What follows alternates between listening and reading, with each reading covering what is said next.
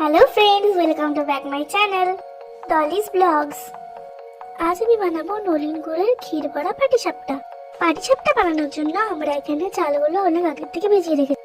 তারপর এগুলো মিক্সিতে গ্রাইন্ড করে নিচ্ছি। ভালোভাবে গুঁড়ো হয়ে গেলে এগুলো একটা চালনির দ্বারা চেড়ে নিচ্ছি।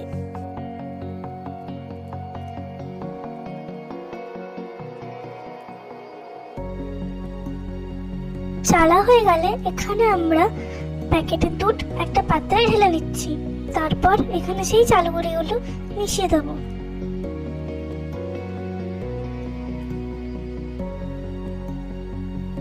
এরপর চালগুড়িগুলোকে ভালোভাবে মেশানোর পর আমরা একটু চিনি দিয়ে দিলাম।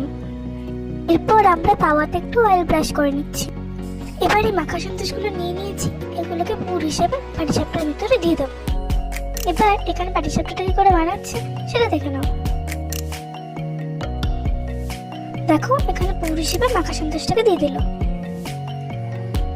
এবার এটাকে রোল করে নিচ্ছি। দ্বিতীয়বার আবার দেখে নাও কিভাবে করতে হয়।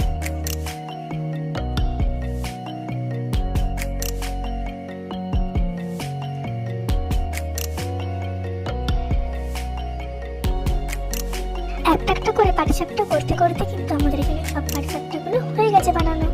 খেতে কিন্তু খুবই টেস্টি। আর আরো এরকম সুস্বাদু রেসিপি দেখার জন্য আমাদের চ্যানেলটাকে সাবস্ক্রাইব করে দাও। Bye bye.